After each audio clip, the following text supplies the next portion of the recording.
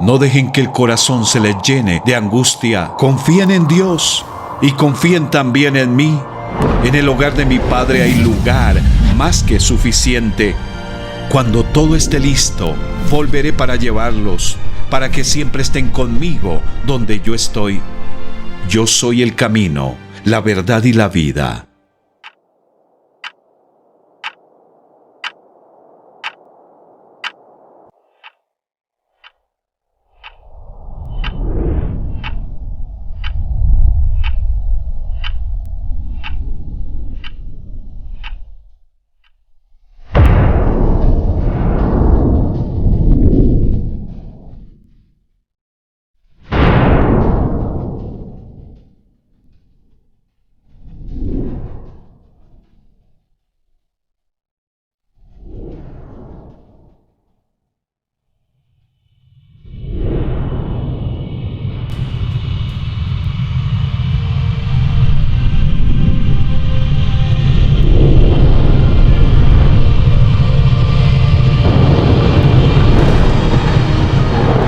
Había llegado la hora. Después de miles de años de preparación, Dios estaba a punto de enviar el Salvador Mesías, Rey prometido al mundo. Pero ¿quién sería? ¿Cómo vendría?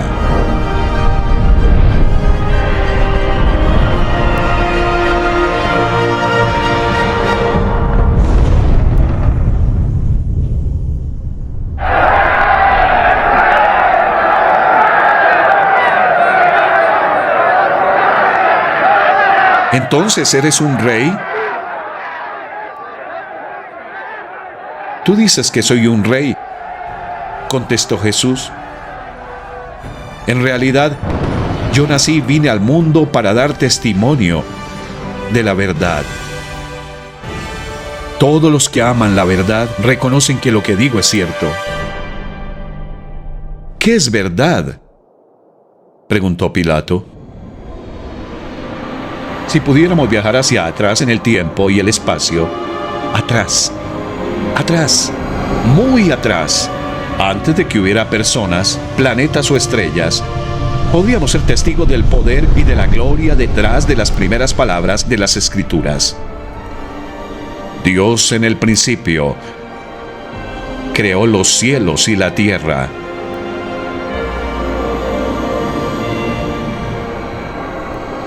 La tierra no tenía forma y estaba vacía, y la oscuridad cubría las aguas profundas, y el Espíritu de Dios se movía en el aire sobre la superficie de las aguas. Era el momento de preparar el planeta para las personas. Dios dijo: que haya luz. Y hubo luz. Y vio Dios que la luz era buena. Luego separó la luz de la oscuridad. Dios llamó a la luz día y a la oscuridad noche. Y fue la tarde y fue la mañana un día. ¿Qué hizo el primer día de la creación? Ordenó que la luz atravesara las tinieblas. Día 1 nos muestra que Dios es santo, es perfecto y puro como la luz. Dios es todopoderoso. Hizo y sustenta la atmósfera. Día 3, Dios es bueno. Creó miles de plantas y alimento para nosotros. Día 4, Dios es fiel. El sol y la luna permanecen en sus órbitas. Día 5, Dios es vida. Puso los peces en el mar y las aves en el cielo. Día 6, Dios es amor. Después de crear a los animales, había llegado el momento de formar a las criaturas sobre las que derramaría su amor. Era tiempo de crear a los seres especiales que podrían reflejar su santidad, poder, bondad, fidelidad, vida y amor. El sexto día de la creación, el rey conversó consigo mismo, Dios, su Santo Espíritu y su Verbo, y dijo: hagamos al ser humano a nuestra imagen y semejanza, que tenga dominio sobre la tierra y los seres vivientes. Y Dios creó al ser humano a su imagen. Lo creó a imagen de Dios.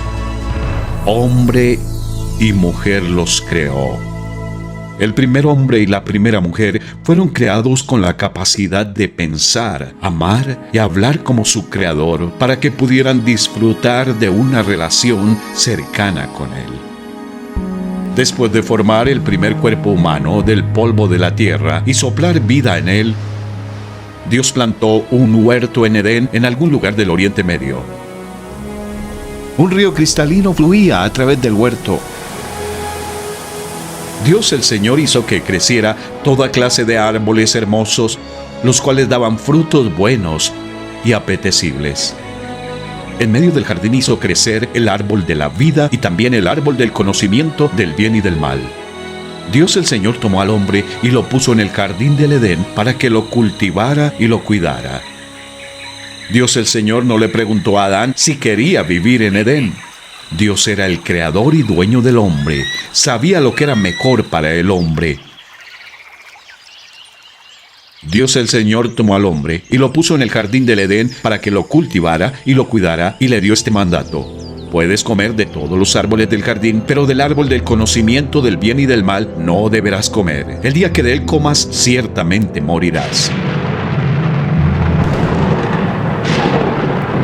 No era un mandamiento difícil. Adán podía comer de todos los frutos del huerto, excepto uno. Al obedecer esta norma sencilla, Adán demostraría que confiaba en que su creador sabía lo que era mejor para él. ¿Qué dijo Dios que le pasaría a Adán si quebrantaba esta norma? Le dijo Dios que si comía el fruto prohibido, debía empezar a hacer ritos religiosos, usar rosarios, ayunar, dar limosnas, ir a una iglesia, sinagoga, mezquita o templo y tratar de hacer las suficientes buenas obras como para compensar las malas. ¿Eso fue lo que dijo Dios? No fue lo que dijo. Dios le dijo a Adán: el día que de él comas, ciertamente morirás.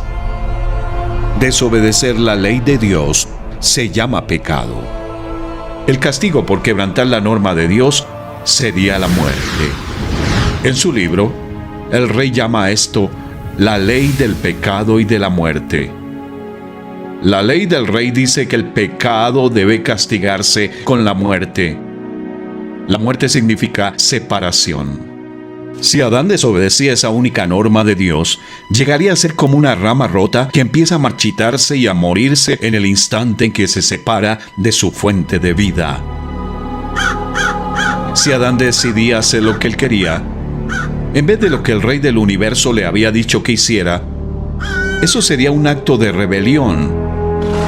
Sería pecado. El pecado pondría fin a la amistad del hombre con Dios. El pecado haría que el cuerpo del hombre envejeciera y muriera. El pecado separaría el espíritu, el alma y el cuerpo del hombre de Dios para siempre. El pecado es mortal.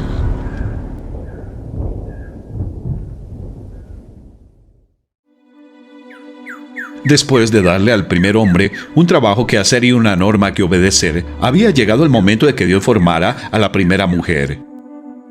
Luego Dios el Señor dijo: no es bueno que el hombre esté solo, voy a hacerle una ayuda adecuada. Entonces Dios el Señor hizo que el hombre cayera en un sueño profundo y, mientras éste dormía, le sacó una costilla y le cerró la herida.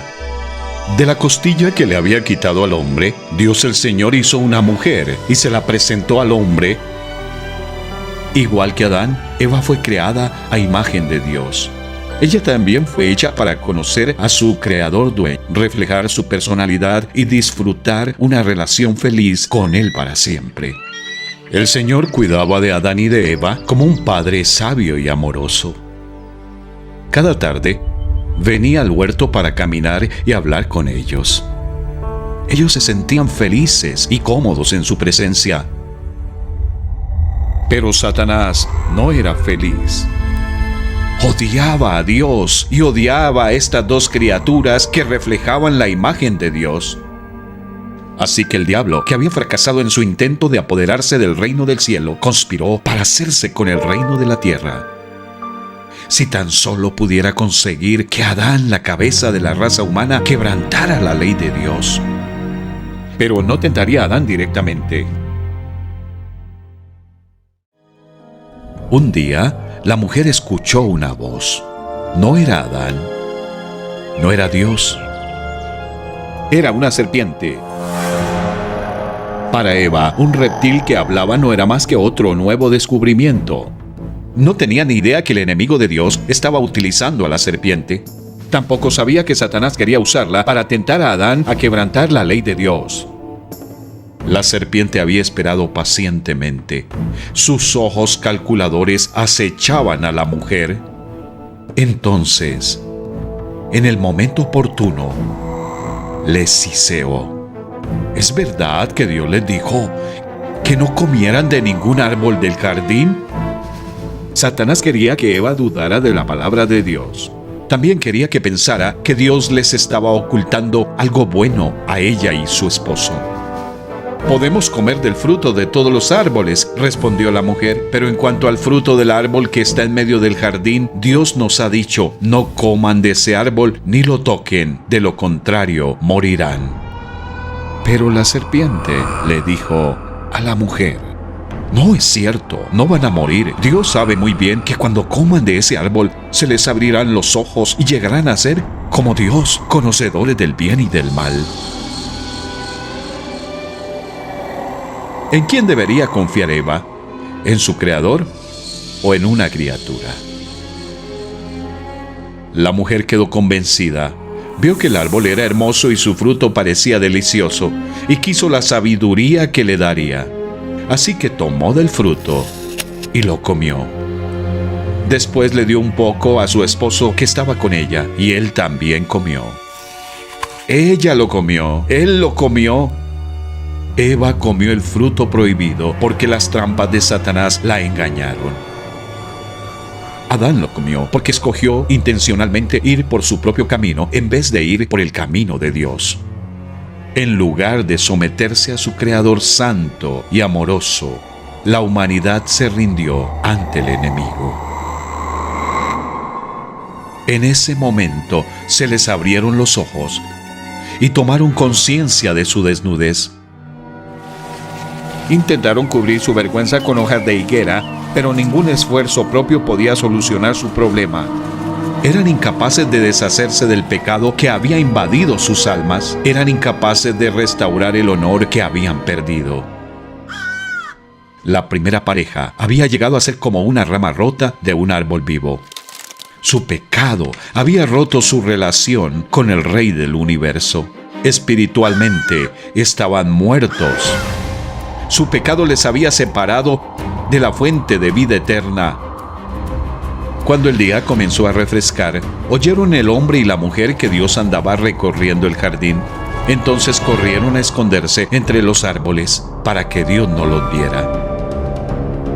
Dios el Señor llamó al hombre y le dijo: «¿Dónde estás?». El hombre contestó: «Escuché que andabas por el jardín y tuve miedo porque estoy desnudo. Por eso me escondí». «¿Y quién te ha dicho que estás desnudo?», le preguntó Dios. «¿Acaso has comido del fruto del árbol que yo te prohibí comer?».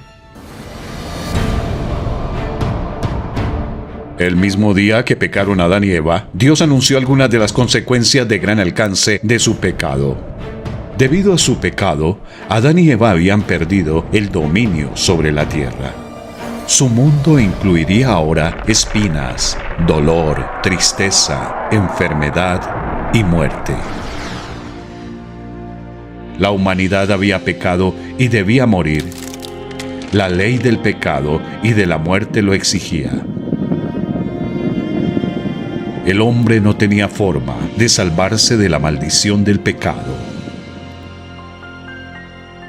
¿Había alguna esperanza?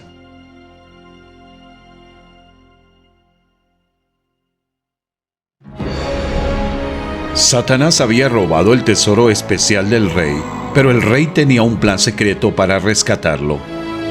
Como el precio de rescate que el rey planeaba pagar era increíblemente alto, ni los demonios ni los seres humanos entenderían su plan hasta que lo cumpliera.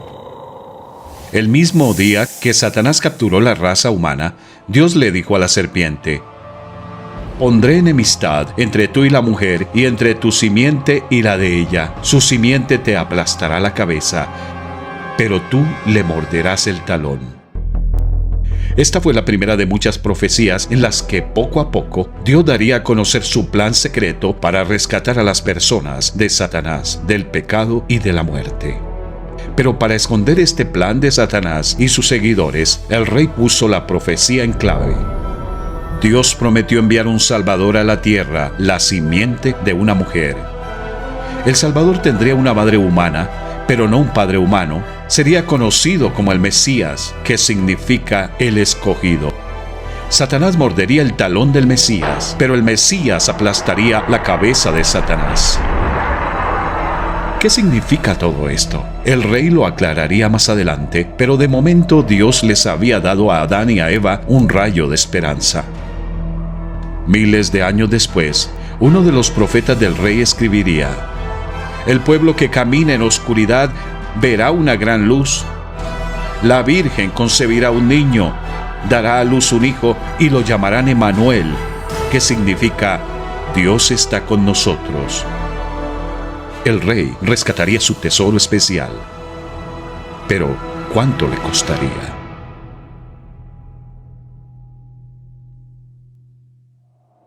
¿Recuerdas qué hicieron Adán y Eva después de comer el fruto prohibido?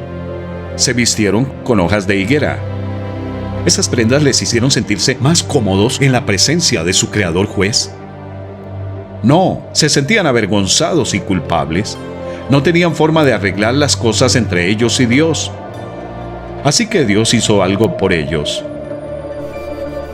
Dios el Señor hizo ropa de pieles para el hombre y su mujer, y los vistió.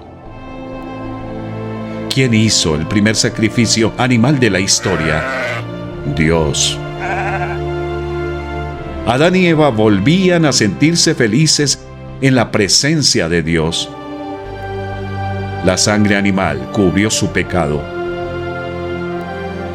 Adán y Eva merecieron morir ese día, pero unos animales inocentes murieron en su lugar. La ropa de pieles de animales cubrieron su vergüenza. Adán y Eva se sentían cómodos de nuevo en la presencia de Dios. Miles de años más tarde, un profeta de Dios escribió: «Me llené de alegría en el Señor mi Dios, pues Él me vistió con ropas de salvación y me envolvió en un manto de justicia». Solo Dios tiene una forma de restaurar a los pecadores. Aún así, el pecado tiene sus consecuencias. Así como Dios echó a Lucifer y sus ángeles malignos del paraíso celestial, echó al hombre y su esposa del paraíso terrenal. Después de expulsarlos, el Señor Dios puso querubines poderosos al oriente del jardín de Edén. Colocó una espada de fuego ardiente a fin de custodiar el camino hacia el árbol de la vida. Nuestro gran Dios, Creador, es santo. Eso significa que es puro, limpio, perfecto y justo. Debido a su naturaleza santa y a sus leyes santas, debe castigar el pecado con la muerte, la separación de la fuente de vida. Algunas personas creen que Dios es tan grande que puede ignorar las leyes que Él mismo ha decretado. Imagina un tribunal donde el juez se niega a hacer cumplir las leyes de la nación. ¿Dirías que tal juez es grande? Imagina un partido de fútbol donde el árbitro ignora las reglas del juego. ¿Le llamarías un gran o un mal árbitro? Satanás quería que Eva creyera que su creador no haría cumplir sus reglas, que no castigaría a los transgresores con la muerte, pero el Rey y Juez justo del universo siempre cumple su palabra. Dios es grande, puedes confiar en Él.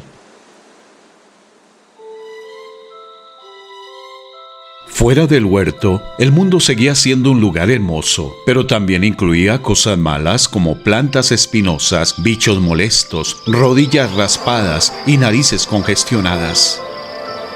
Muchos animales ya no eran mansos, no era fácil encontrar alimentos. Adán y Eva se veían obligados a trabajar duro solo para llenar sus estómagos hambrientos. También experimentaron momentos de felicidad y alegría.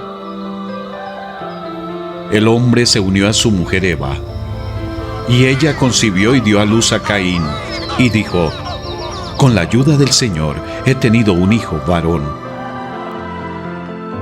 Al primer bebé del mundo, Eva le llamó Caín, que significa posesión. ¡Qué precioso tesoro les había dado Dios! Quizá pensó que su hijo sería el Salvador prometido, pero pronto descubrió que su niñito hermoso era terco y egoísta, igual que sus padres. Más tarde, cuando nació su segundo hijo, Eva le llamó Abel, que significa vanidad o nada. Evidentemente, Adán y Eva no podían producir aquella simiente de una mujer sin pecado que salvaría a las personas de sus pecados. En vez de reflejar la imagen santa de Dios, los hijos de Adán y Eva reflejaban sus propias naturalezas torcidas por el pecado. Adán tuvo otros hijos y otras hijas, a su imagen y semejanza. ¿Ves a Caín quitándole el melón a su hermanito? Actúa igual que sus padres que tomaron el fruto que no les pertenecía. Como una enfermedad contagiosa, el pecado de Adán y Eva afectó a sus hijos. Cuando Adán pecó, el pecado entró en el mundo. El pecado de Adán introdujo la muerte, de modo que la muerte se extendió a todos porque todos pecaron. Un proverbio africano dice: una rata solo puede producir crías que cavan. Un proverbio árabe expresa el mismo hecho: el hijo de un pato es nadador. Cuando nuestros primeros padres pecaron, se volvieron como una rama rota de un árbol. Así como cada ramita y hoja de la rama rota se ve afectada, cada miembro de la rama familiar de Adán se ve afectado por el pecado de Adán. ¿Había alguna forma en la que Dios pudiera perdonar a Caín y Abel y declararles justos ante sus ojos? Sí, pero sería muy costosa. Sin derramamiento de sangre, no hay perdón. La ley inquebrantable del universo, la ley del pecado y de la muerte, debía cumplirse. El pecado tenía que ser castigado con la muerte. Por eso, el camino del perdón del Rey exigía una muerte. Aunque el pecador merecía morir, Dios aceptaría la sangre de determinados animales como el cordero. El cordero no podía estar enfermo, herido o sucio. Tenía que estar sano y limpio. Tenía que ser un cordero perfecto. El cordero sería sacrificado y quemado.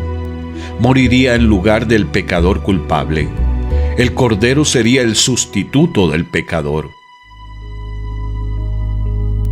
Un día, los dos hermanos trajeron ofrendas a Dios, pero solo uno trajo la ofrenda correcta. Tiempo después, Caín presentó al Señor una ofrenda del fruto de la tierra. Abel también presentó al Señor lo mejor de su rebaño, los primogénitos con su grasa. ¿Cuál de las ofrendas crees que Dios aceptó? El Señor miró con agrado a Abel y a su ofrenda, pero no miró así a Caín ni a su ofrenda. Dado que Abel confió en el Señor y en su plan, fue perdonado y declarado justo. Este fue el regalo que Dios le hizo a Abel. Dios cargó al cordero con el pecado de Abel y el cordero murió en su lugar. La sangre del cordero fue derramada y su cuerpo reducido a cenizas. La ira justa de Dios contra el pecado cayó sobre el cordero en vez de sobre Abel. ¿Por qué le agradó a Dios aquel cordero sacrificado? Porque señalaba al Salvador venidero que pagaría un día la deuda de pecado del mundo. Caín se acercó a Dios, pero hizo caso omiso de la ley que exige que el pecado sea castigado con la muerte. Caín era religioso, pero no gozaba de una relación correcta con Dios. La ley del pecado y de la muerte seguía cirniéndose sobre él como una nube negra. Si no confiaba en Dios y en su plan, nunca le conocería como amigo. Se encontraría con Dios como juez. Después de 10 largas generaciones, desde el primer pecado de Adán, Dios dio este triste informe sobre la familia humana. La maldad del ser humano en la tierra era muy grande y todos sus pensamientos tendían siempre hacia el mal. Sin embargo, una familia en la tierra aún confiaba en Dios. Pero Noé contaba con el favor del Señor. Le dijo a Noé: he decidido acabar con toda la gente, pues por causa de ella la tierra está llena de violencia. Así que voy a destruir a la gente junto con la tierra. Constrúyete un arca de madera resinosa, hazle compartimentos y cúbrela con brea por dentro y por fuera. Durante un siglo entero, Noé junto con su esposa, sus 3 hijos y sus respectivas esposas construyó el arca. Mientras trabajaba, Noé advertía al mundo del juicio venidero de Dios, pero la gente se limitaba a burlarse de él. Por fin, el arca estaba lista.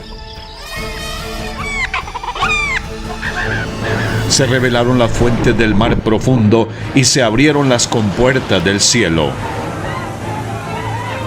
40 días y 40 noches llovió sobre la tierra. Fue el peor desastre natural de la historia. Toda la humanidad, salvo aquellas 8 almas refugiadas en el arca, pereció. Un mundo orgulloso e incrédulo aprendió la verdad demasiado tarde. Los registros geológicos y fósiles afirman el relato bíblico. Desde el Sahara hasta el Himalaya, se encuentran fósiles marinos en los grandes desiertos y montañas del mundo. En su misericordia, Dios es paciente. En su justicia juzgará el pecado.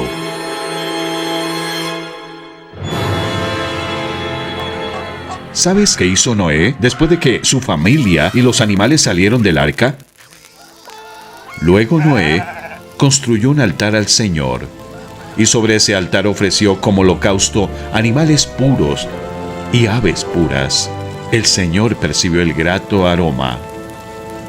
La justicia y la misericordia de Dios no habían cambiado. El pecado seguía exigiendo la paga de muerte.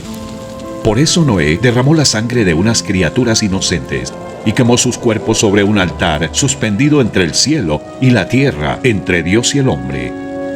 Estos sacrificios señalaban al Mesías sin pecado, que un día vendría a la tierra para ofrecer la verdadera paga por el pecado.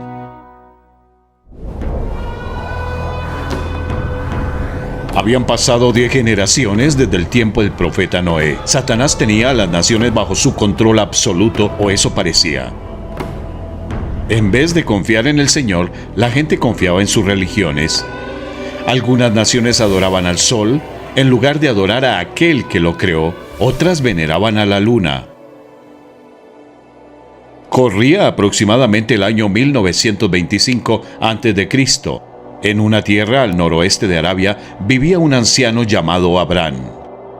Más adelante, Dios cambió su nombre a Abraham, que significa padre de una multitud. Abraham tenía 75 años. Sara, su esposa, tenía 65. No tenían hijos. Sus padres y vecinos eran idólatras. Adoraban a las cosas creadas en vez de adorar al Creador. Un día, el Señor le dijo a Abraham: «Deja tu tierra, tus parientes y la casa de tu padre, y vete a la tierra que te mostraré. Haré de ti una nación grande y te bendeciré. Haré famoso tu nombre y serás una bendición. Bendeciré a los que te bendigan y maldeciré a los que te maldigan. Por medio de ti serán bendecidas todas las familias de la tierra». Si Abraham estaba dispuesto a confiar en el Señor y seguirle, se convertiría en el padre de una nación de la que saldrían los profetas, las escrituras y el Salvador del mundo. ¿Qué hizo Abraham? Por la fe, Abraham, cuando fue llamado para ir a un lugar que más tarde recibiría como herencia, obedeció y salió sin saber a dónde iba. No fue fácil para Abraham y su esposa dejar a sus parientes y abandonar la religión familiar. Sin embargo, escogieron soportar las críticas de su entorno social con el fin de seguir al único Dios verdadero. Confiar en Dios y obedecerle no siempre es fácil, pero siempre es lo mejor.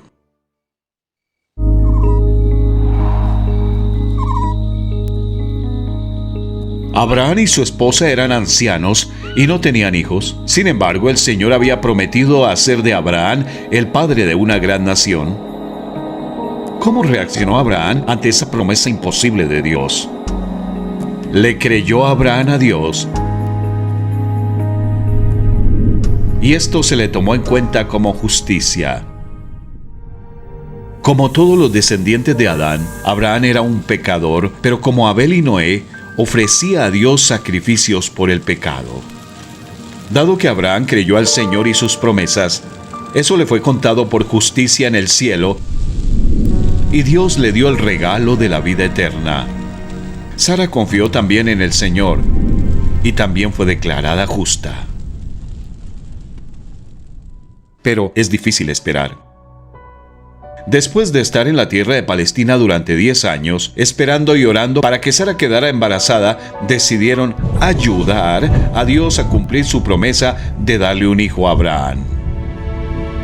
Siguiendo una costumbre local, Sara dio su criada egipcia Agar a Abraham. Él durmió con Agar y ella se quedó embarazada y dio a luz un hijo. Le llamaron Ismael. Unos 13 años después, cuando Abraham tenía 99 años y Sara 89, el Dios Todopoderoso se les apareció de nuevo. Les dijo que tendrían un hijo y que se llamaría Isaac. El Señor también le dijo a Abraham: en cuanto a Ismael, yo lo bendeciré, pero mi pacto lo estableceré con Isaac, el hijo que te dará Sara de aquí a un año por estos días. Un año después, Sara dio a luz a Isaac, el hijo de la promesa. Mira la imagen. ¿Ves a Abraham y su esposa contemplando el cielo nocturno? Están dando gracias al Señor por su fidelidad. Luego despidieron a Agar y a Ismael, pero Dios fue bueno con ellos también. El muchacho creció en el desierto y Dios estaba con él. Llegó a ser un hábil arquero, se estableció en el desierto de Parán y su madre arregló que se casara con una mujer de la tierra de Egipto. Ismael se convirtió en el padre del poderoso pueblo árabe, al que Dios ha bendecido de muchas formas. En cuanto a Isaac, se quedó en casa, cuidando el ganado y los rebaños de su padre. A veces le ayudaba a escoger un cordero sano para sacrificarlo y quemarlo sobre un altar por sus pecados. Pero ni Isaac ni su padre podrían imaginarse el sacrificio que Dios estaba a punto de exigir.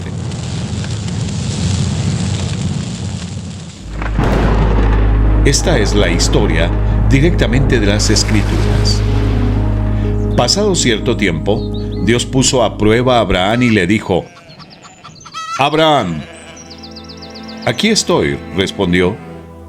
Y Dios le ordenó: «Toma a tu hijo, el único que tienes y al que tanto amas, y ve a la región de Moria. Una vez allí, ofrécelo como holocausto en el monte que yo te indicaré».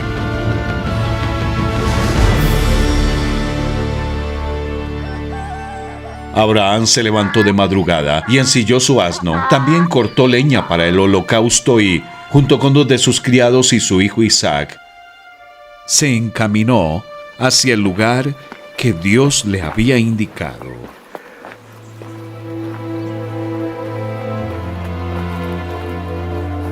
Al tercer día, Abraham alzó los ojos y a lo lejos vio el lugar.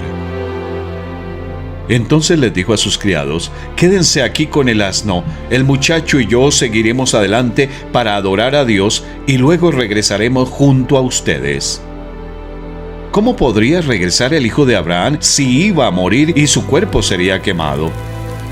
Las Escrituras dicen: consideraba Abraham que Dios tiene poder para resucitar a los muertos. Dios había prometido que Isaac sería el padre de una nueva nación, de la cual vendría el Salvador prometido. Dios no puede mentir. Para Abraham, eso era suficiente. Mientras tanto, ¿qué pensaba Isaac?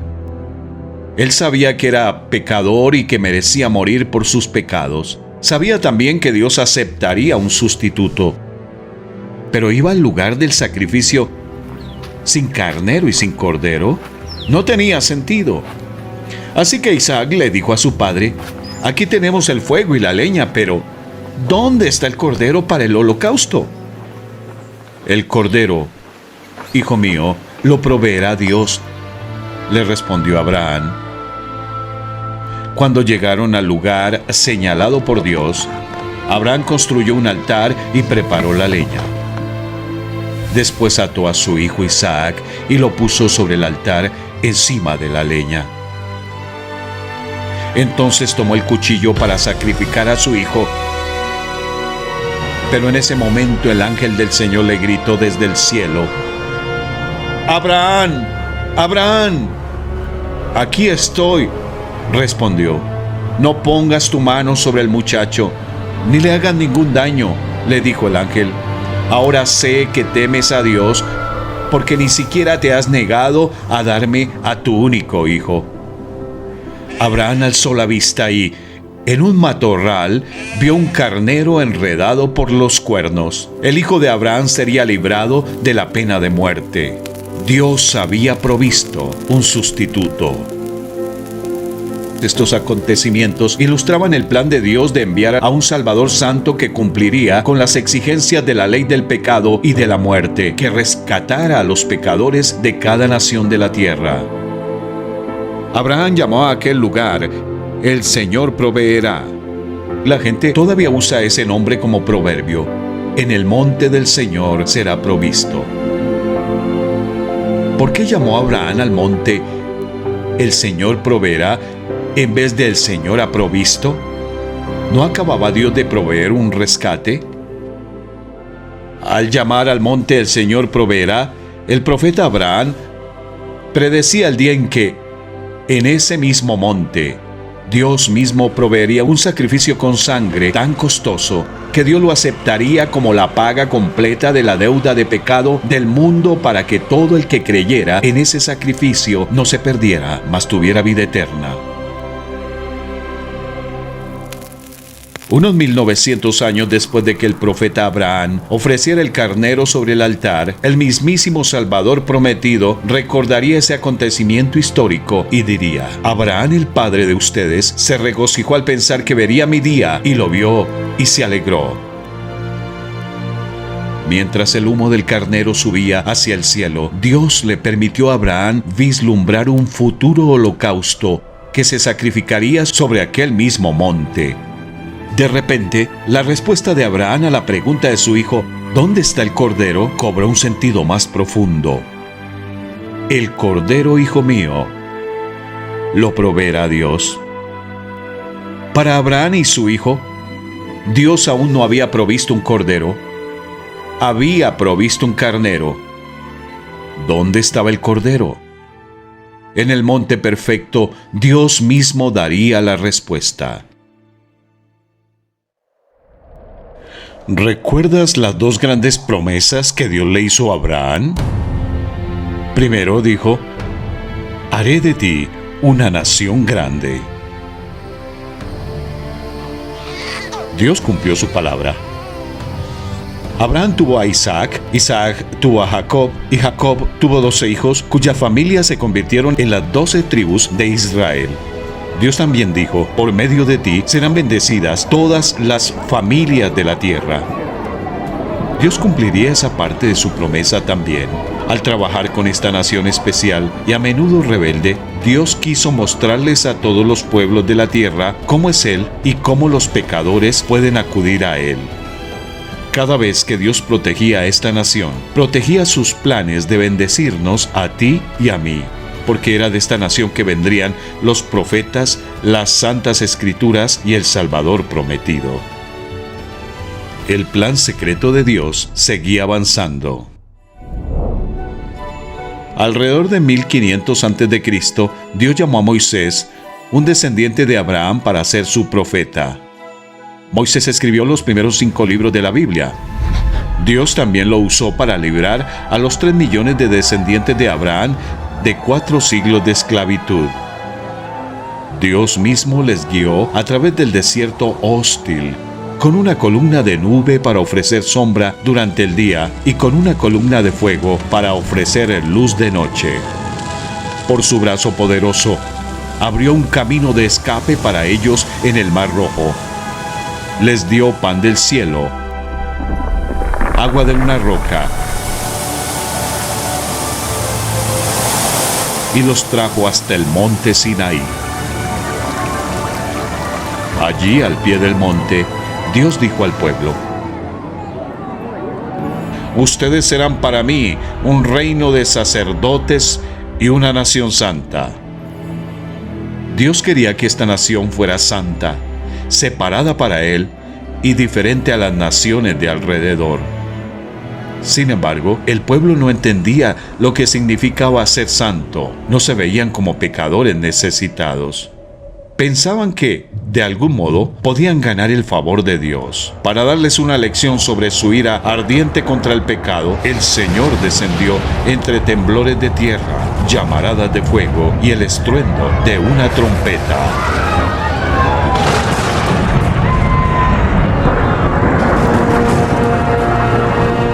Moisés hablaba y Dios le respondía con voz de trueno. Dios le había dado a Adán una norma. Estaba a punto de darle 10 a esta nueva nación. El Señor le dijo a Moisés que debían obedecer las 10 normas a la perfección. Maldito sea quien no practique fielmente las palabras de esta ley. ¿Cómo crees que se sentían las personas después de escuchar estos 10 mandamientos? ¿Crees que aún pensaban que eran buenas? ¿Y tú crees que eres lo suficientemente bueno para vivir en el reino perfecto de Dios? Lee otra vez la norma número 1. No tengas ningún otro Dios aparte de mí. ¿Siempre pones primero a Dios? Si no es así, no has guardado esta ley. Lee la 5. Honra a tu padre y a tu madre. Si has desobedecido alguna vez a tu padre o a tu madre, eres culpable ante Dios. Ahora mira la norma 8. No robes. Si alguna vez te has llevado algo que no es tuyo o has hecho trampa en un examen, has quebrantado esta ley. ¿Has mentido alguna vez? Entonces no has obedecido la norma 9. El último mandamiento nos dice que está mal incluso querer tener lo que le pertenece a otra persona. Dios ve el pecado en nuestro corazón. ¿Cuántos pecados hicieron falta para arruinar la relación de Adán y Eva con Dios? Solo uno. La exigencia de Dios de perfección no ha cambiado. Porque el que cumple con toda la ley, pero falla en un solo punto, ya es culpable de haberla quebrantado toda. Dios es santo. Los 10 mandamientos dieron a la nueva nación un criterio claro del bien y del mal. Eso fue algo bueno, pero la ley de Dios también trajo malas noticias. Mostró al pueblo que tenía un problema muy serio. Debido a sus pecados, todos debían morir y ser separados de Dios. El Señor seguiría aceptando la sangre derramada de corderos, toros, machos cabríos y tórtolas para cubrir sus pecados. El mismo día que Dios dio sus 10 mandamientos con voz de trueno, también dijo a Moisés: háganme un altar y ofrézcanme sobre él sus holocaustos. Pero este sistema de ofrecer la sangre de animales por el perdón de pecados solo era una ilustración de lo que Dios realmente exigía. Pues no es posible que la sangre de los toros y las cabras quite los pecados. Los animales no fueron creados a imagen de Dios. El valor de un cordero no es igual al valor de un hombre. Así como no puedes llevar un coche de juguete a un concesionario y ofrecerlo como pago por un vehículo real, asimismo la sangre de un cordero no podía pagar el alto precio exigido por la ley del pecado y de la muerte. Hacía falta un sacrificio mejor. Aunque los sacrificios de animales no podían quitar la deuda de pecado, ofrecían a los pecadores una ilustración de aquel que sí podía quitarla. Al acercarse más y más al momento de la llegada del Salvador, el Señor les dijo a sus profetas que escribieran muchas más profecías sobre este Mesías Rey. A continuación se presentan algunas de esas profecías. La joven concebirá y dará a luz un hijo. Pero de ti, Belén, saldrá el que gobernará. Sus orígenes se remontan hasta la antigüedad, hasta tiempos inmemoriales. Porque nos ha nacido un niño, y se le darán estos nombres: Admirable, Dios fuerte, Príncipe de paz. Su Dios vendrá a salvarlos. Se abrirán entonces los ojos de los ciegos, y se destaparán los oídos de los sordos. Saltará el cojo como un ciervo. Como cordero fue llevado al matadero.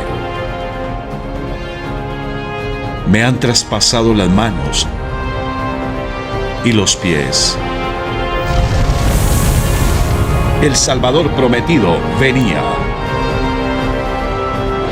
Pero, ¿cuándo? ¿Y quién sería? ¿Cómo se cumplirían estas profecías? Había llegado la hora. Después de miles de años de preparación, Dios estaba a punto de enviar el Salvador Mesías, Rey prometido al mundo.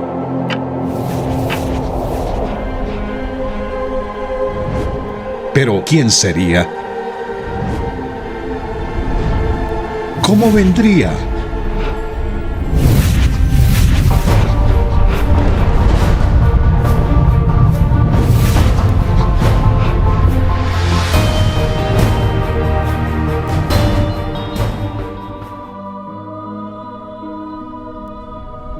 En tiempo de Herodes, rey de Judea, Dios envió al ángel Gabriel a Nazaret, pueblo de Galilea, a visitar a una joven virgen comprometida para casarse con un hombre que se llamaba José, descendiente de David.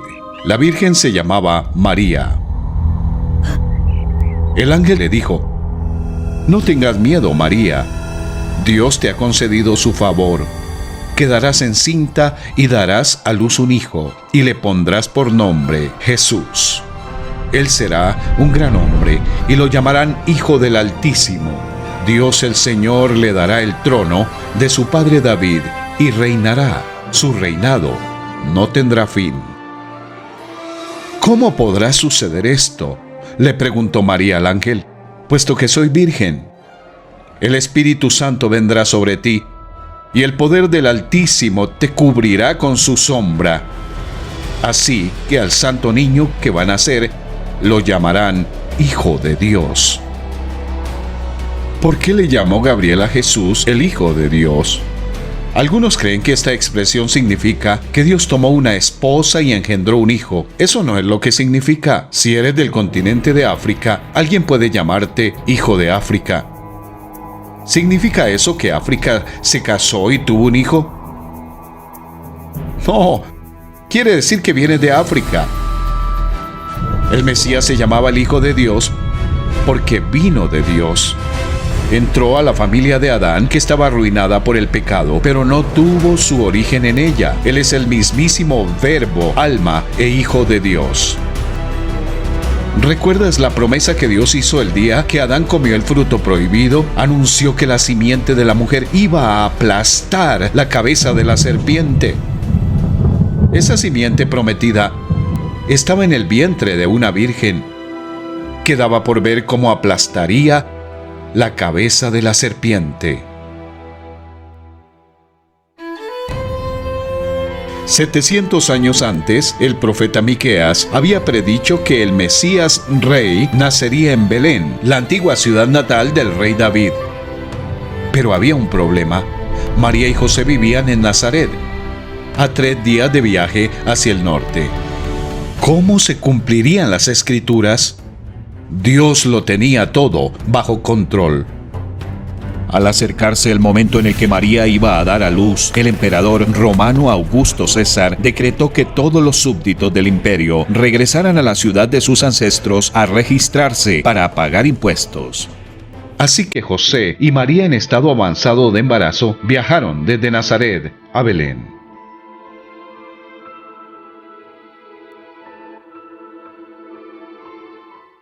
Mientras estaban allí, llegó el momento para que naciera el bebé. María dio a luz a su primer hijo, un varón. Lo envolvió en tiras de tela y lo acostó en un pesebre porque no había alojamiento disponible para ellos. Allí en Belén, atiborrada de viajeros cansados, venidos para censarse, nació la simiente prometida de la mujer. El Evangelio registra el evento con precisión. María dio a luz a su primer hijo, un varón. Por parte de su madre, este bebé era el hijo recién nacido de María, pero por parte de su padre, era el eterno Hijo de Dios. El mismo verbo por medio del cual Dios creó el mundo, la misma voz que tronó desde el ardiente monte Sinaí, ahora podía escucharse en el pequeño llanto de un bebé. ¿Y dónde nació? No nació en el palacio de un rey, ni en un hospital, ni siquiera en una posada. El Rey del Cielo nació donde nacen los corderos, en un establo, con un pesebre por cuna. Todo esto era parte del plan de Dios. Ya conocen la gracia de nuestro Señor Jesucristo, que aunque era rico, por causa de ustedes se hizo pobre, para que mediante su pobreza ustedes llegaran a ser ricos.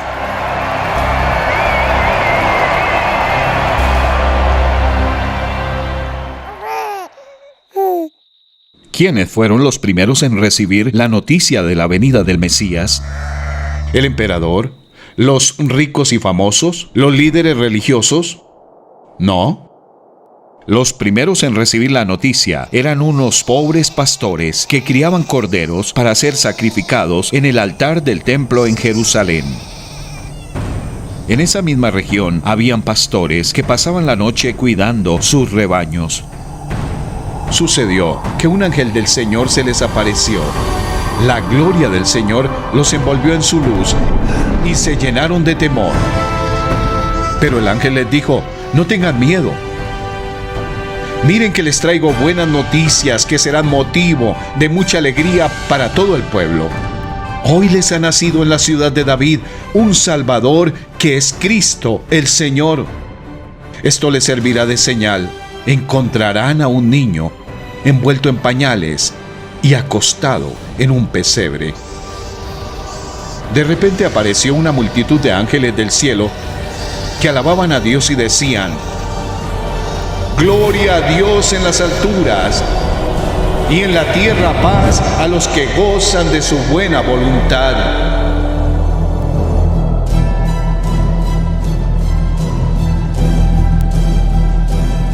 Cuando los ángeles se fueron al cielo, los pastores se dijeron unos a otros: vamos a Belén a ver esto que ha pasado y que el Señor nos ha dado a conocer. Así que fueron deprisa y encontraron a María y a José y al niño que estaba acostado en el pesebre. Cuando vieron al niño, contaron lo que les habían dicho acerca de él Y cuantos lo oyeron se asombraron de lo que los pastores decían. ¡Qué historia la que tenían para contar! Ha nacido el Salvador, le hemos visto, le hemos tocado. Algunos creyeron, pero la mayoría no. Pero lo creyeran o no, el rey, cuyo cumpleaños dividió la historia mundial en dos, se había unido a la raza humana.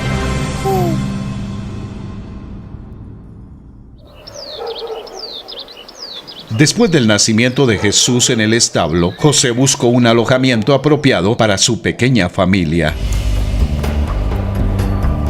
Un día, unos magos, hombres sabios que estudiaban las estrellas, llegaron a Jerusalén. Guiados por una estrella especial, estos hombres habían venido de la lejana Persia en busca del rey recién nacido. Estos hombres sabios tenían una sola pregunta y una sola misión. ¿Dónde está el que ha nacido, rey de los judíos?, preguntaron. Vimos levantarse su estrella y hemos venido a adorarlo. Cuando lo oyó el rey Herodes, se turbó y toda Jerusalén con él. Así que convocó a todos los maestros de la ley y les preguntó dónde había de nacer el Cristo. En Belén de Judea, les respondieron, porque es lo que ha escrito el profeta. Luego Herodes llamó en secreto a los sabios y les dijo: vayan e infórmense bien de ese niño, y tan pronto como lo encuentren, avísenme, para que yo también vaya y lo adore. Después de oír al rey, siguieron su camino, y la estrella que habían visto levantarse iba delante de ellos hasta que se detuvo donde estaba el niño. Cuando llegaron a la casa, vieron al niño con María, su madre, y postrándose lo adoraron.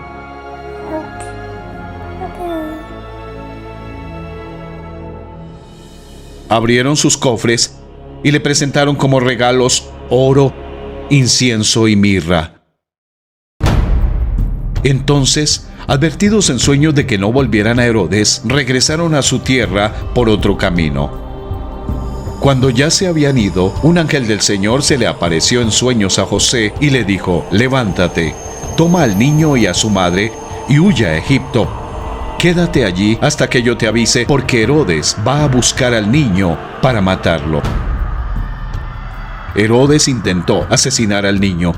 La gente de Jerusalén ignoró al niño.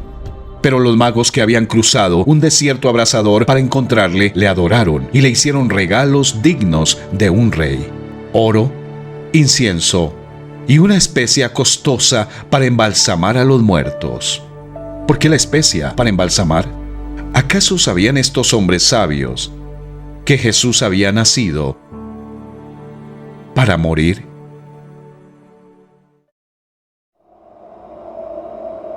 Después de la advertencia del ángel, José llevó a María y al niño Jesús a Egipto, donde vivieron como refugiados hasta la muerte del cruel rey Herodes. Después de que murió Herodes, un ángel del Señor se le apareció en sueños a José en Egipto y le dijo: levántate, toma al niño y a su madre y vete a la tierra de Israel, que ya murieron los que amenazaban con quitarle la vida al niño. Así se cumplió otra antigua profecía dicha por el Señor: de Egipto llamé a mi hijo. Así que José y María llevaron a Jesús a Nazaret, donde creció junto con sus medio hermanos y hermanas. En muchos aspectos, el niño Jesús era como los otros: comía, dormía, jugaba, estudiaba y aprendía un oficio. Pero en otros, Jesús era diferente a los demás.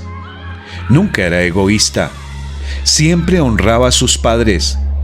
Nunca mentía. Siempre agradaba a su Padre Celestial. Él era santo, irreprochable, puro, apartado de los pecadores. Jesús fue el único niño perfecto de la historia. Perfecto no significa que nunca tuviera un grano o un rasguño en la rodilla. Quiere decir que tenía una naturaleza perfecta. Era perfectamente santo y bueno. También era perfecto en poder y sabiduría. Pero antes de entrar al vientre de María, se impuso a sí mismo ciertas limitaciones para que pudiera vivir como un ser humano entre seres humanos. Jesús crecía en sabiduría y en estatura y en el favor de Dios y de toda la gente.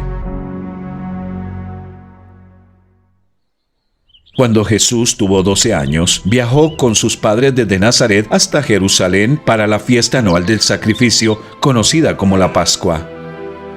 Mientras que sus amigos de la infancia exploraban la gran ciudad, Jesús pasó la semana en el patio del templo, sentado entre los maestros, escuchándoles y haciendo preguntas. Todos los que lo oían quedaban asombrados de su entendimiento y de sus respuestas. El templo era el lugar donde se quemaban corderos sobre un altar por los pecados del pueblo. El niño Jesús comprendía lo que los eruditos ignoraban. Él había venido para ofrecer el último cordero.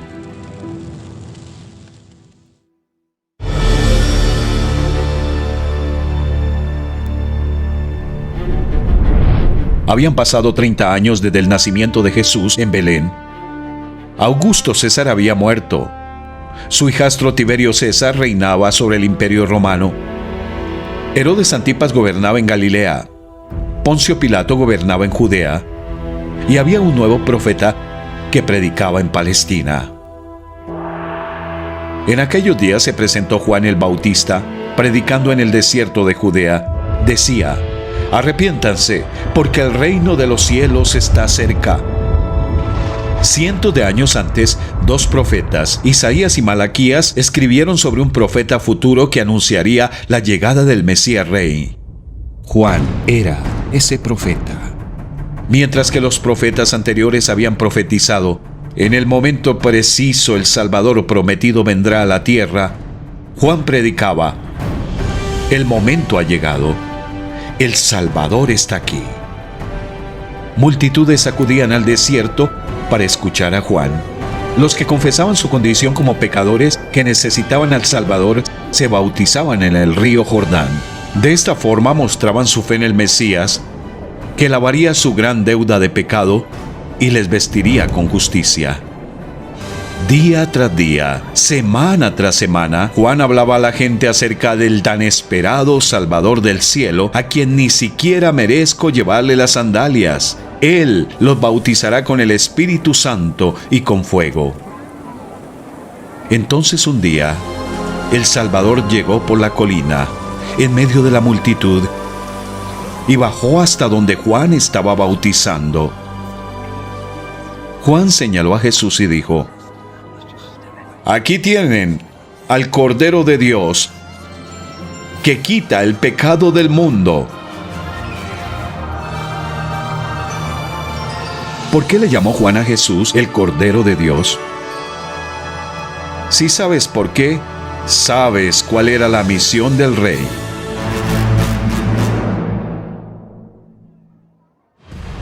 Satanás no estaba contento de ver a este hombre perfecto viviendo en su reino. Pero el diablo tenía una estrategia. Así como había tentado al primer hombre a pecar, ahora intentaría conseguir que este hombre pecara.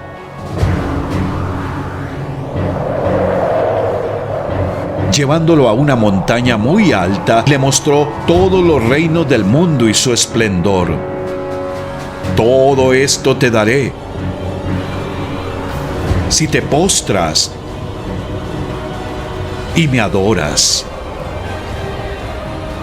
Cuando Adán pecó, la humanidad perdió su derecho a gobernar la tierra. Satanás robó el dominio del mundo y se hizo rey. Ahora el Rey de Gloria estaba en la tierra para recuperar el dominio, pero no lo haría postrándose ante aquel a quien había venido a aplastar.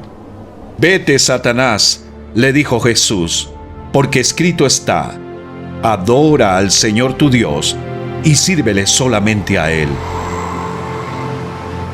El diablo dejó a Jesús. Satanás nunca había tentado a nadie como él, un hombre que no tenía el deseo ni la capacidad de pecar. Jesús era diferente a Adán y sus descendientes. El primer hombre era del polvo de la tierra, el segundo hombre del cielo. Cuando Satanás tentó a Adán a pecar, Adán perdió y Satanás ganó. Cuando Satanás intentó conseguir que Jesús pecara, Satanás perdió y Jesús ganó. El primer hombre nos llevó al reino de Satanás de pecado y muerte. El segundo hombre vino a sacarnos de ahí.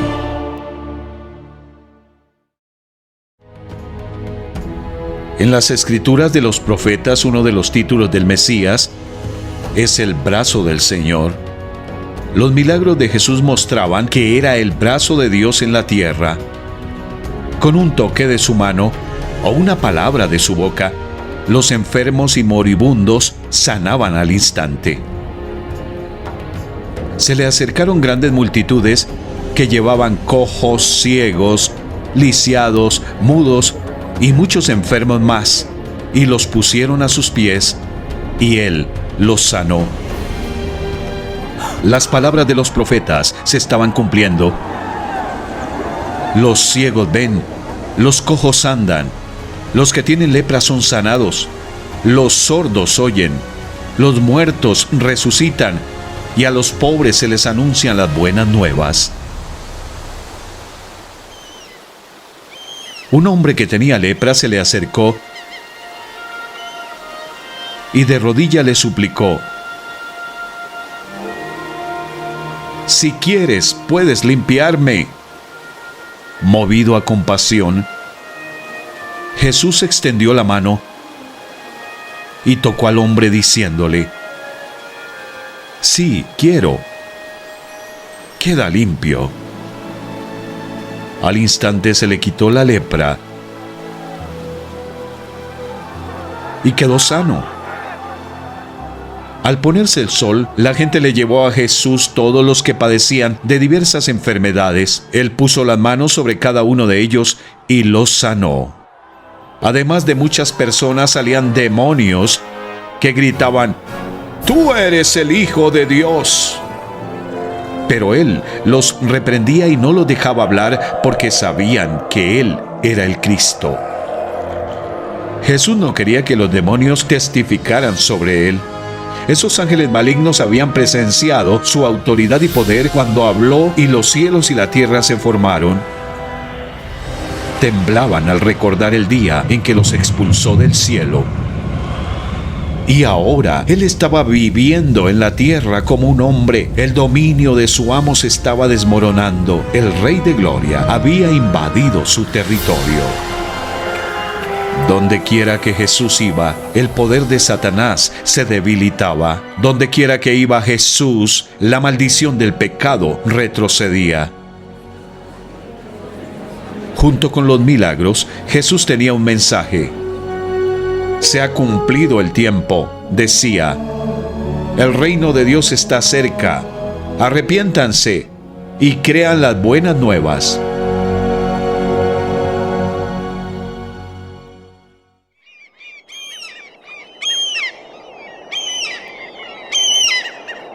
Jesús seleccionó a 12 hombres para viajar con él y aprender de él. También le seguían muchas mujeres.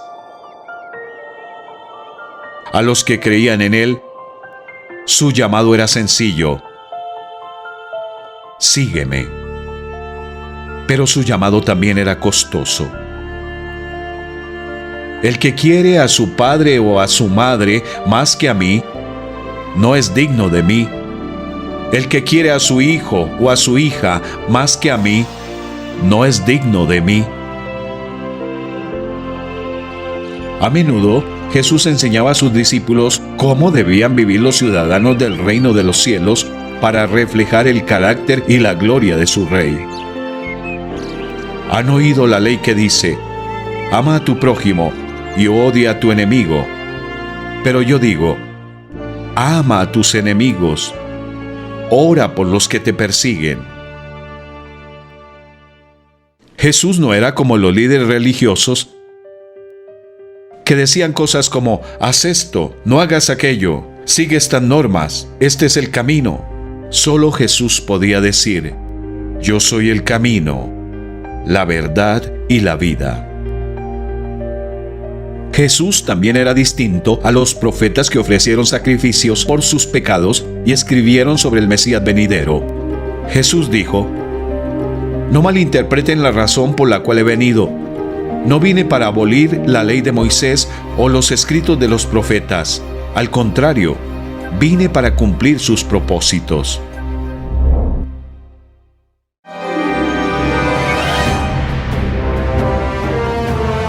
Jesús tenía dominio sobre cada parte de la creación.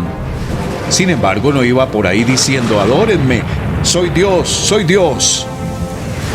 Simplemente hacía las cosas que solo Dios podía hacer y dejaba que la gente llegara a sus propias conclusiones. Basándote en las próximas dos historias, ¿quién crees que es Jesús? Jesús, en compañía de sus discípulos y de una gran multitud, se dirigió a un pueblo llamado Naín. Cuando ya se acercaba a las puertas del pueblo, vio que sacaban de allí a un muerto, hijo único de madre viuda. La acompañaba un grupo grande de la población. Al verla, el Señor se compadeció de ella y le dijo: no llores. Entonces se acercó y tocó el féretro. Los que lo llevaban se detuvieron y Jesús dijo: joven, te ordeno que te levantes. El muerto se incorporó y comenzó a hablar. Y Jesús se lo entregó a su madre.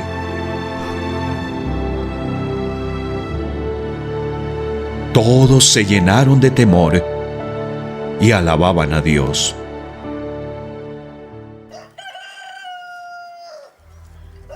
En otra ocasión, Jesús visitó a dos hermanas que estaban de luto, Marta y María.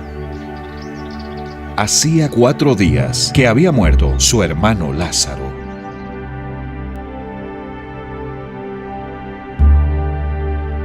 Señor, le dijo Marta a Jesús, si hubieras estado aquí, mi hermano no habría muerto.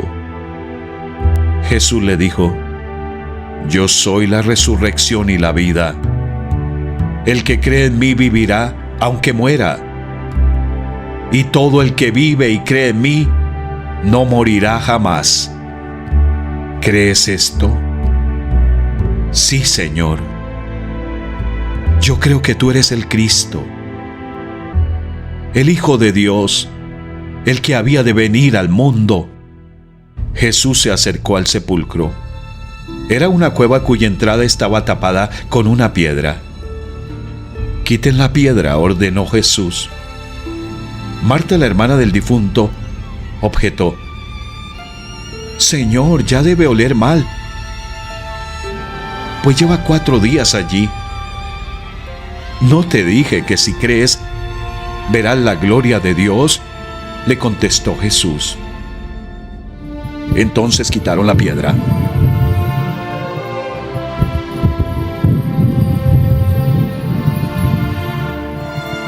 Dicho esto, gritó con todas sus fuerzas: Lázaro, sal fuera.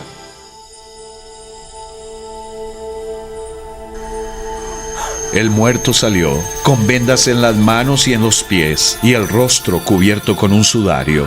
Quítenle las vendas y dejen que se vaya, les dijo Jesús. El Señor Jesús es la única persona de la historia que pudo decir: yo soy la resurrección y la vida. Sus obras prueban que sus palabras eran ciertas.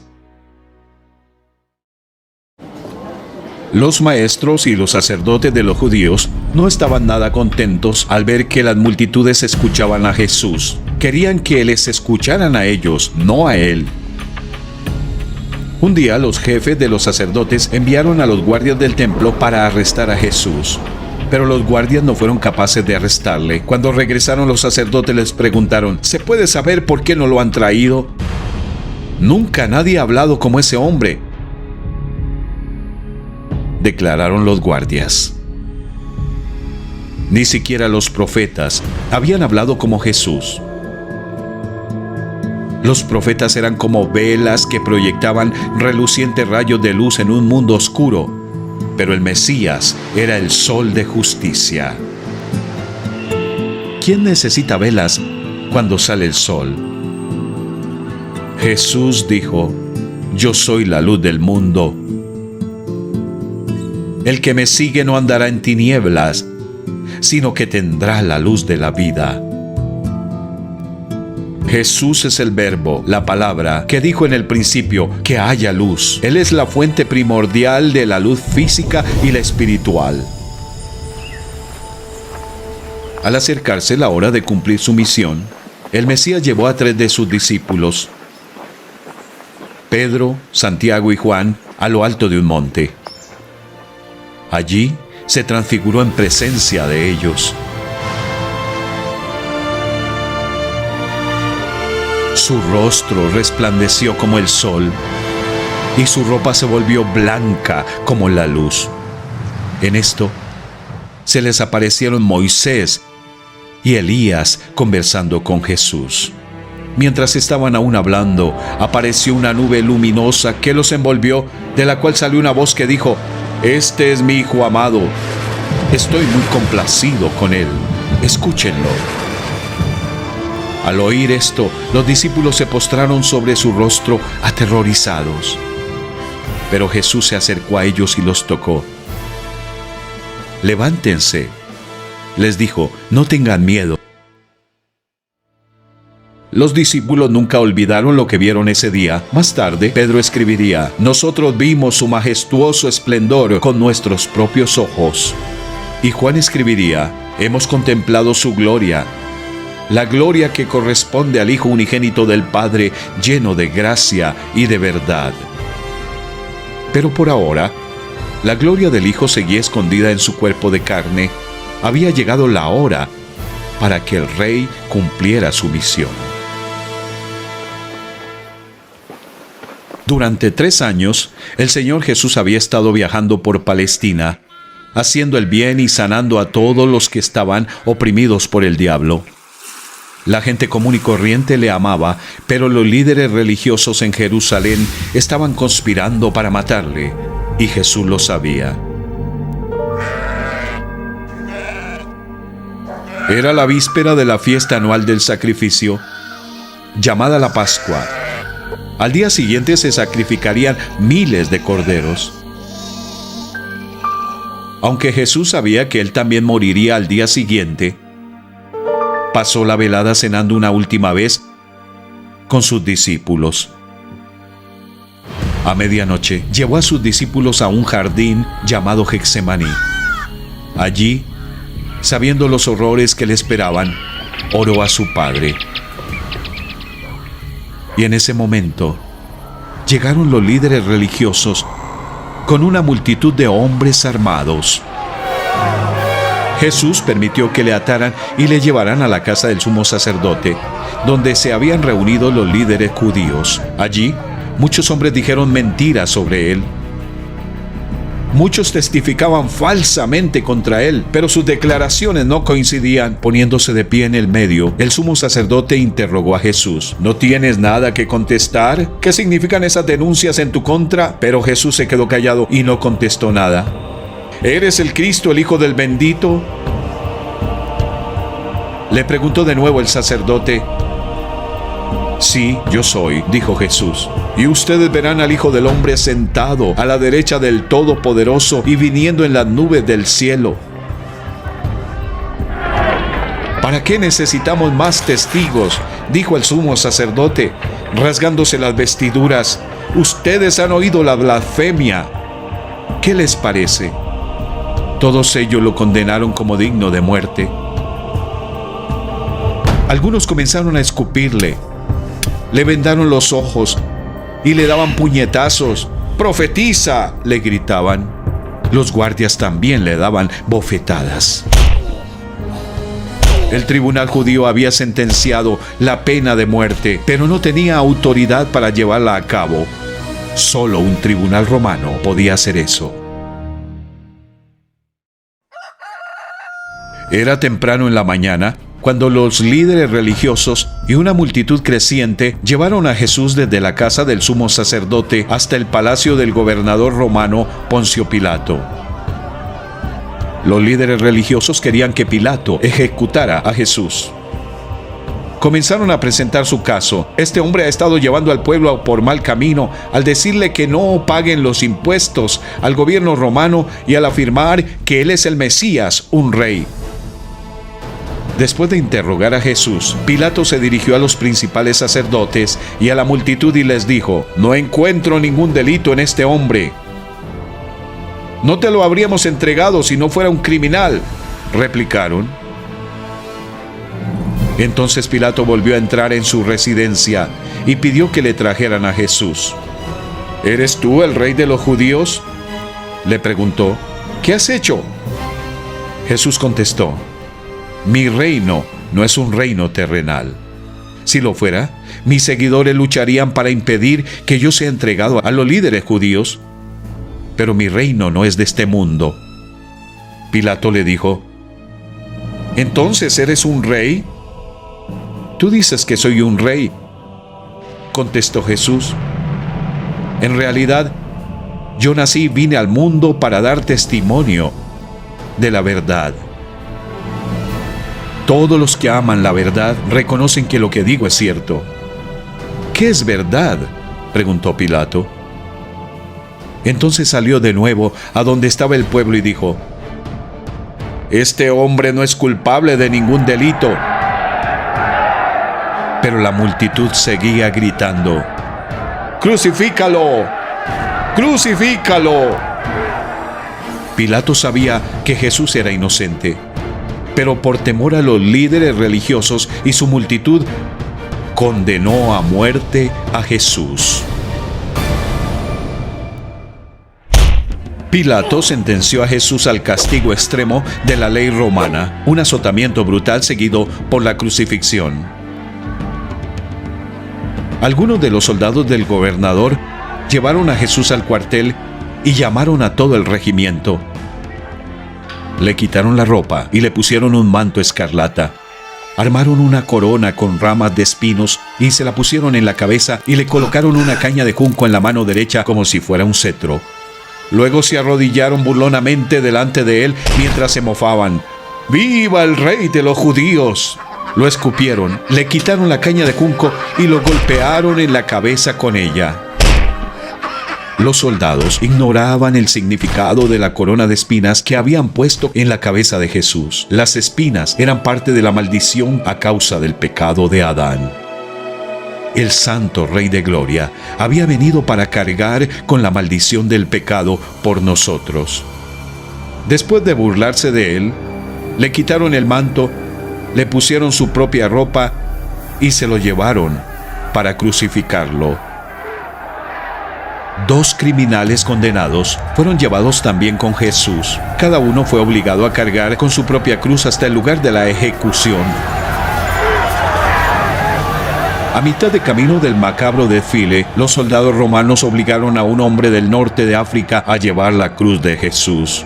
Después reemprendieron la marcha a través de las calles atiborradas de Jerusalén, salieron fuera de sus murallas y subieron la cuesta de un monte llamado Gólgota, en la zona norteña del monte Moriah, donde unos 1900 años antes el profeta Abraham había dicho: «El cordero hijo mío lo proveerá Dios».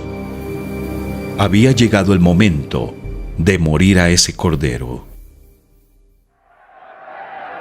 Cuando llegaron al lugar llamado La Calavera, lo crucificaron allí, junto con los criminales.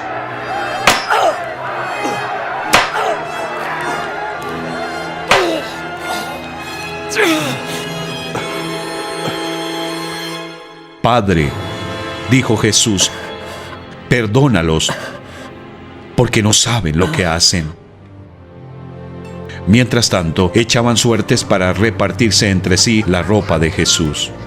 La gente por su parte se quedó allí observando, y aún los gobernantes estaban burlándose de él.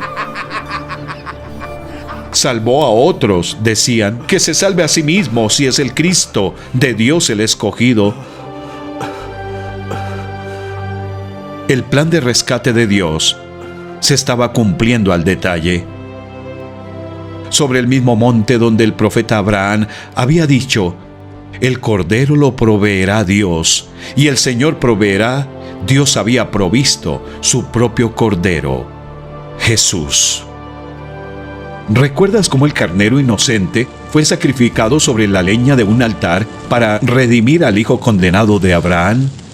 Ahora el Hijo de Dios sin pecado era sacrificado sobre una cruz de madera para redimir a los descendientes condenados de Adán. Dios perdonó al hijo de Abraham, pero no se guardó ni a su propio hijo, sino que lo entregó por todos nosotros. Porque tanto amó Dios al mundo, que dio a su Hijo unigénito, para que todo el que cree en Él no se pierda, sino que tenga vida eterna. Dios pagó un rescate para salvarlos de la vida vacía que heredaron de sus antepasados. Y el rescate que Él pagó no consistió simplemente en oro o plata, sino que fue la preciosa sangre de Cristo, el Cordero de Dios, que no tiene pecado ni mancha. Esto muestra cuánto vales para Dios. Es mediodía. Jesús lleva 3 horas en la cruz. Llegan nubes oscuras y el día se vuelve como la noche. Los espectadores aterrados se dispersan. Un silencio inquebrantable cubre el monte.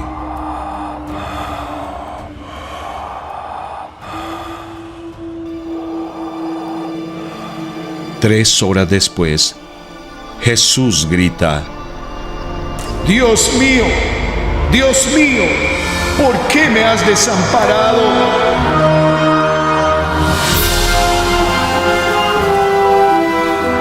Sobre el altar de la cruz, el eterno Hijo de Dios sintió el horror de ser separado del Dios del cielo. Durante esas horas de oscuridad, escondido de los ojos de los hombres, Dios tomó todos nuestros pecados y los cargó sobre su Hijo Santo. Jesús se convirtió en el sacrificio final por el pecado, ya que los pecados pasados, presentes y futuros del mundo se cargaron sobre Jesús. Dios en el cielo tuvo que apartar la mirada porque sus ojos son tan puros que no puede ver el mal. Durante 3 largas horas, la ira de Dios contra el pecado ardió sobre su propio holocausto.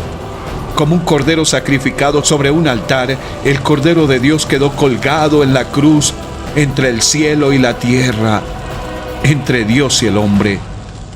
Aquel que es infinito soportó nuestro infierno en el tiempo para que no tuviéramos que soportarlo en la eternidad. Y entonces terminó. Sabiendo que había llevado el castigo que merecían los pecadores y que había cumplido las profecías del Antiguo Testamento, Jesús dijo: todo se ha cumplido. Luego inclinó la cabeza y entregó el Espíritu. En ese momento la cortina del santuario del templo se rasgó en 2, de arriba a abajo. La tierra tembló y se partieron las rocas.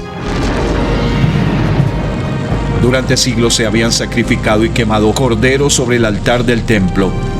Cuando murió Jesús, Dios abrió de par en par la cortina que escondía la habitación donde se rociaba la sangre cada año para cubrir el pecado. Al romper la cortina, Dios estaba anunciando: todo se ha cumplido, la deuda de pecado se ha pagado completamente. Mi Cordero ha derramado su sangre santa por el pecado del mundo. Ya no aceptaré más sangre animal por los pecados. Mi Hijo amado es el sacrificio final. Para todos los que creen en Él, la puerta del cielo está abierta de par en par.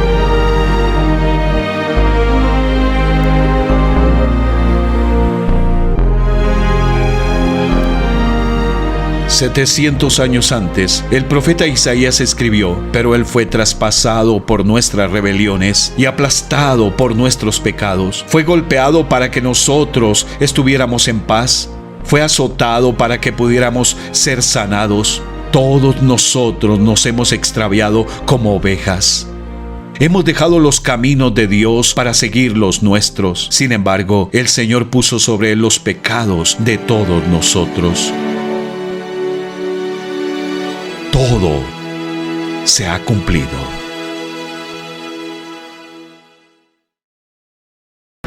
Desde el día que Adán pecó, había reinado la muerte como cruel soberano sobre la familia humana.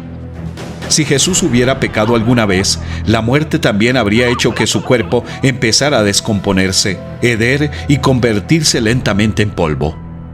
Pero 1000 años antes, el profeta David había escrito: «No permitirás que tu santo se pudra en la tumba».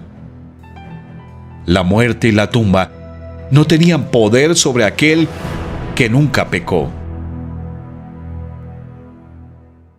El tercer día después de la muerte y sepultura de Jesús, muy temprano, varias mujeres fueron a la tumba a presentar sus respetos. De repente, con un gran terremoto, apareció un ángel del cielo. Quitó la piedra y se sentó sobre ella. Los soldados se desmayaron, pero el ángel les dijo a las mujeres: «No teman. Sé que buscan a Jesús, el que fue crucificado. No está aquí. Ha resucitado tal como dijo que sucedería. Vengan, vean el lugar donde estaba su cuerpo. Y ahora vayan rápidamente y cuéntenle a sus discípulos que ha resucitado». Las mujeres se fueron a toda prisa. Estaban asustadas, pero a la vez llenas de gran alegría, y se apresuraron para dar el mensaje del ángel a los discípulos. Mientras iban, Jesús les salió al encuentro y las saludó. Ellas corrieron hasta él, abrazaron sus pies y lo adoraron. Mientras tanto, los soldados fueron a la ciudad y les dijeron a los líderes religiosos lo que había sucedido. Así que los líderes les sobornaron con una enorme suma de dinero y les dijeron: «Digan que los discípulos de Jesús vinieron por la noche y que, mientras ustedes dormían, se robaron el cuerpo».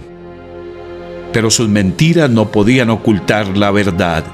La tumba estaba vacía. Con su muerte, Jesús pagó nuestra deuda de pecado. Con su sepultura, bajó al abismo de la muerte y de la descomposición. Con su resurrección, venció a la muerte y ahora dice: «No tengas miedo. Yo soy el primero y el último y el que vive. Estuve muerto, pero ahora vivo por los siglos de los siglos y tengo las llaves de la muerte y del infierno». Para todos los que creen estas buenas noticias, la muerte solo es la puerta que se abre a la presencia del Rey que anuncia: «Porque yo vivo, también ustedes vivirán». Durante los 40 días siguientes, el Señor aparecía súbitamente entre sus seguidores, hablaba con ellos y luego desaparecía. El cuerpo resucitado de Jesús podía atravesar paredes y viajar a la velocidad del pensamiento. Él es el primero en tener un cuerpo así, pero no será el último. Así como hemos llevado la imagen de aquel hombre terrenal, llevaremos también la imagen del celestial. Ya que la muerte vino por medio de un hombre, también por medio de un hombre viene la resurrección de los muertos. Pues así como en Adán todos mueren, también en Cristo todos volverán a vivir. 40 días después de su resurrección, Jesús reunió a sus discípulos en el Monte de los Olivos, a las afueras de Jerusalén. Los discípulos querían saber cuándo regresaría. No les toca a ustedes conocer la hora ni el momento determinados por la autoridad misma del Padre, les contestó Jesús. Pero cuando venga el Espíritu Santo sobre ustedes, recibirán poder y serán mis testigos, tanto en Jerusalén como en toda Judea y Samaria, y hasta los confines de la tierra. Habiendo dicho esto, mientras ellos lo miraban,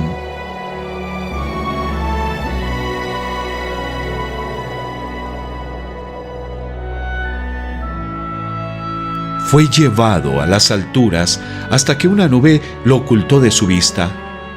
Ellos se quedaron mirando fijamente al cielo mientras él se alejaba. De repente se les acercaron dos hombres vestidos de blanco que les dijeron: Galileos, ¿qué hacen aquí mirando al cielo? Este mismo Jesús que ha sido llevado de entre ustedes al cielo vendrá otra vez de la misma manera que lo han visto irse. Entonces regresaron a Jerusalén. Mientras tanto, en el cielo había llegado el momento de coronar al Rey de gloria y honra.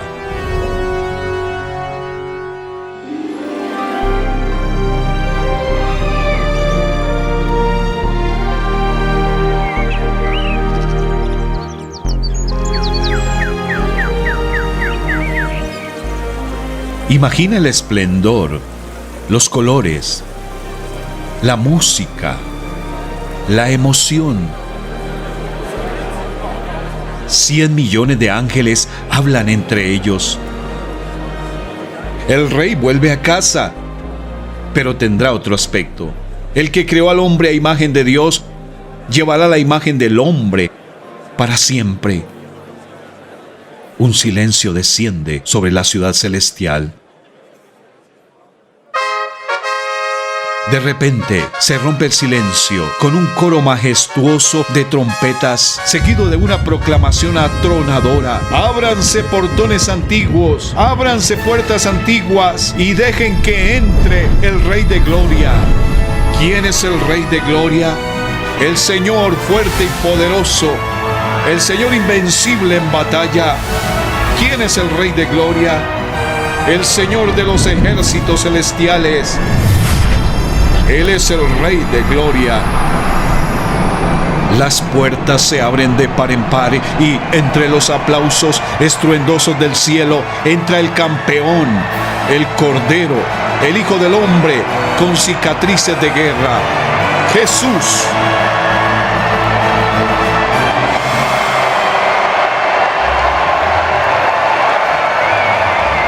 Pasa a través de la multitud que le adora hasta el trono de su Padre. Se gira, contempla la raza redimida de Adán y se sienta. Misión cumplida. Más tarde los ciudadanos del cielo cantan este nuevo cántico a su amado Rey. Digno eres de recibir el rollo escrito y de romper sus sellos, porque fuiste sacrificado y con tu sangre compraste para Dios gente de toda raza, lengua, pueblo y nación. Luego los ángeles rodean el trono, alabando a Dios y diciendo: digno es el Cordero que ha sido sacrificado de recibir la honra, la gloria y la alabanza. En el mundo hoy, la mayoría de los descendientes de Adán siguen cautivos del reino condenado de Satanás, de pecado y de muerte. Pero hay libertad al alcance. Por su muerte, sepultura y resurrección, el Señor Jesús ganó la batalla definitiva.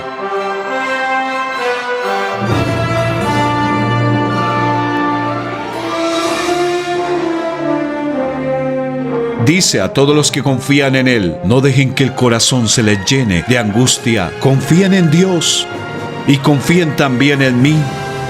En el hogar de mi Padre hay lugar más que suficiente. Cuando todo esté listo, volveré para llevarlos, para que siempre estén conmigo donde yo estoy. Yo soy el camino, la verdad y la vida. Nadie puede ir al Padre si no es por medio de mí.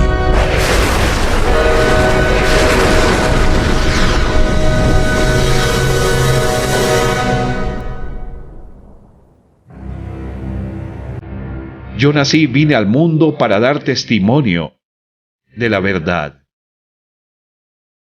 Todos los que aman la verdad reconocen que lo que digo es cierto.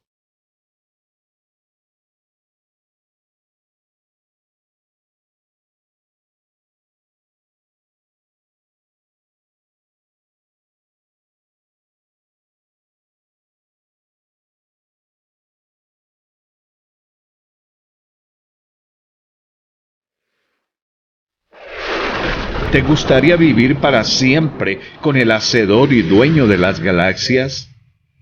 Puedes hacerlo. Él se ha revelado, quiere que le conozcas.